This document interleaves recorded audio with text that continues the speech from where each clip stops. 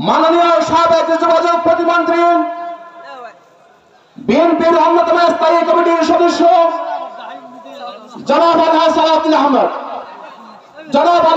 আহমদ ঐতিহাসিক তাফসীরুল কোরআন মাহফিলে গুরুত্বপূর্ণ বক্তব্য রাখবেন দক্ষিণ পূর্ব এশিয়ার বৃহত্তম ইসলামী ছাত্র সংগঠন শহীদ কাফেলা বাংলাদেশ ইসলামী ছাত্র শিবিরের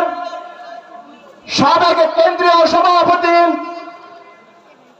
বাংলাদেশ জামায়াত ইসলামী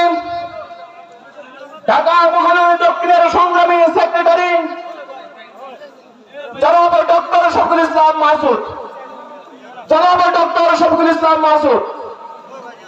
গুরুত্বপূর্ণ বক্তব্য রাখবেন বাংলাদেশ জামায়াত ইসলামী কক্সবাজার জেলা